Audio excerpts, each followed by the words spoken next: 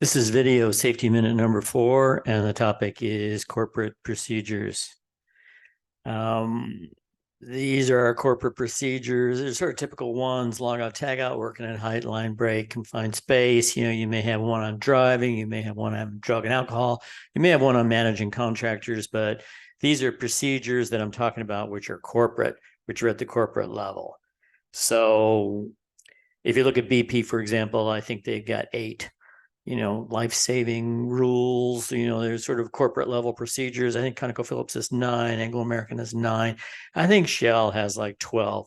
So these are procedures that are going to apply, across the entire company. Now, here's what a typical procedure looks like. This is crane rigging and lifting.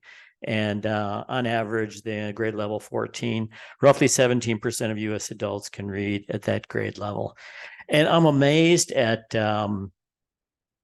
how determined we are not to improve these.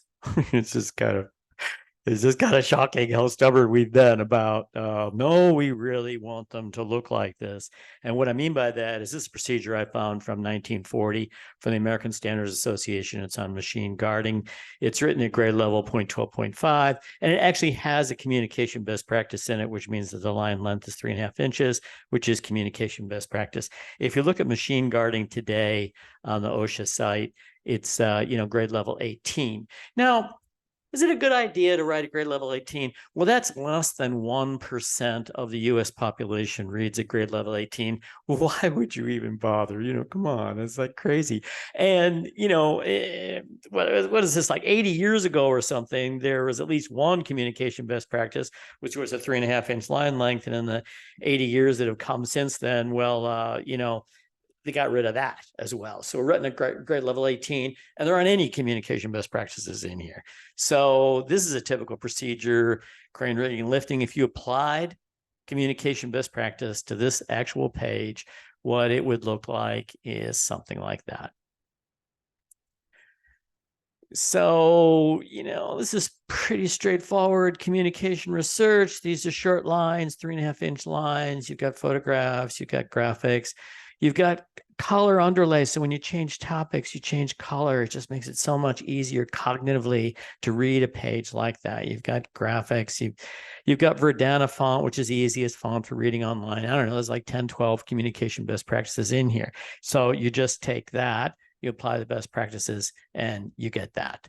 And this is, not just in oil and gas, mining, chemicals, this is sort of the across the board, this is a better way to communicate procedures. So if you look at COVID-19, this was CDC, that's traditionally what their procedure looked like. You apply communication best practices we do here, and you end up with, a procedure that looks like that. You've got, this is hospitals chronic pain program. That's their original, apply communication best practice, it looks something like that. This is Facebook, hate speech. So here's your original. And then if you apply communication best practice, it's going to look something like that. This is YouTube. These are the terms of service, and it's going to look something like that. So what are we doing here? We're applying communication best practice, but where you get the huge increases in comprehension is when you take abstract ideas and you visualize them. So when you upload your video on YouTube, it's required that you have the copyright. You own the copyright on that particular content that you're uploading. And then when you do upload it to YouTube, you're sharing that copyright. Any rights you have, you've now shared with YouTube as well. So that's written in here, but that's not going to get your highest comprehension. You're going to get your highest comprehension when you visualize the abstraction. And this is hard work, and it's difficult to do. But the increases in comprehension are huge. At the minimum, they're like 200%. Sort of at the maximum, you should expect like 800% increases in comprehension when you visualize abstractions. So that's really the hard part of it. And the hard part was not 3.5-inch line length or color underlay or Verdana font. The hard part is the visualization of abstractions. Now, this is a wonderful piece of research by a professor in Israel, Katznavan. And I hesitated to show it to you because it's really not our area. It's, medical. It's done in hospitals, 632 nurses. 3 hospitals, 47 medical units.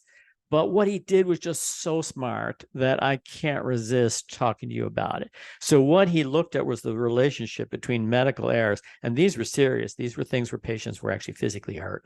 Wrong medication, wrong dosage, patient falling out of bed. These were serious medical errors. And then he looked at that in terms of the complexity of the procedures. And by complexity, he measured the procedure's length and also the number of detailed steps under each general task. And so what does he find? He finds that when you don't have any procedures and people give you some, you get a pretty dramatic reduction in medical errors, quite dramatic. But then as the procedures start to become more complex, increasing in their length and increasing in the number of steps, then you actually, the slope changes and you start to get an increase in accidents as they become more complex. And as you get into high complexity,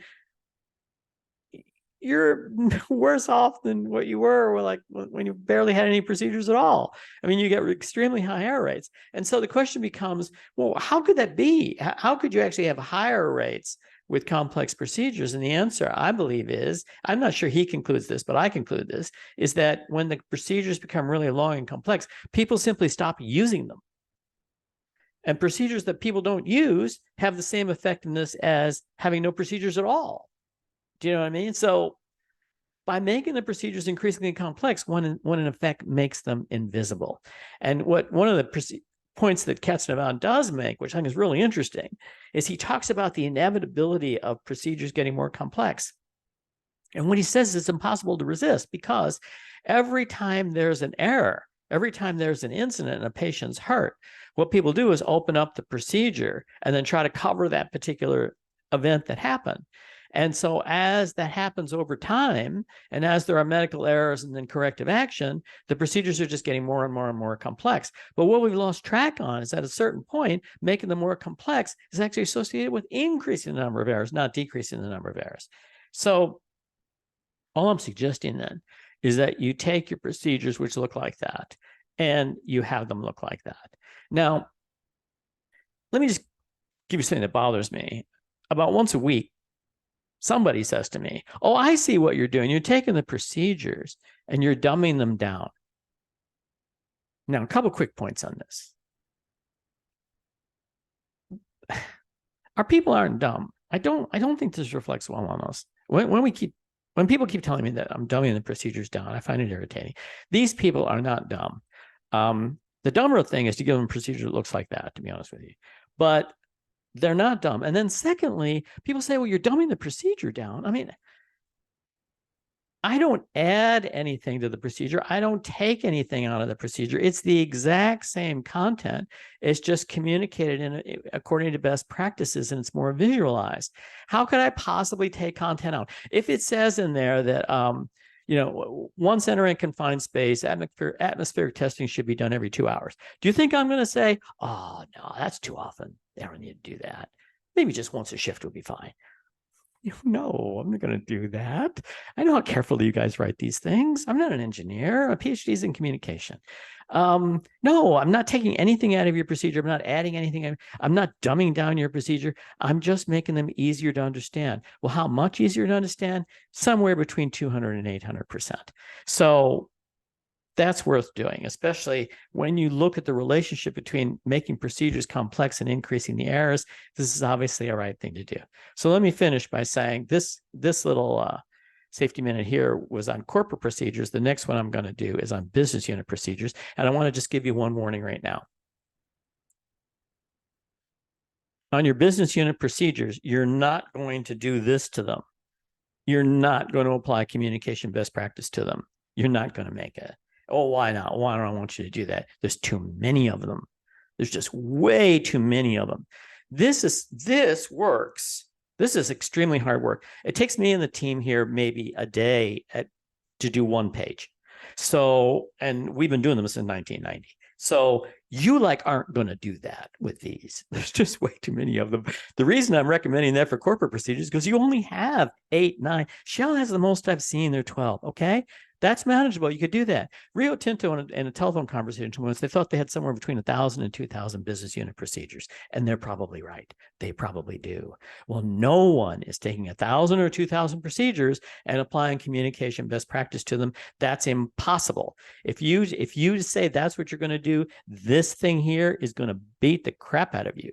You are not going to make it. It is just too big. There are just too many. They're in such too bad shape. They're all over the place. They're cut and pasted. They're taped together. They're yellow. You're just not going to do it. You're going to need a completely different approach to the business unit procedures that I'm recommending for the corporate procedures. All right, that's all we're going to do today. Those are the references, so you can freeze that screen and come back to it. Or if you send me an email, I'll send you the original paper. This is our little team here, and this is me. And this was number 4, which was procedures for corporate. I'm going to do a number 5, which is business units. And lastly, I'm going to do just a real short one on procedures. Are they making us safer? Hey, thanks for putting up with me. I appreciate you watching this thing, and we'll see you again.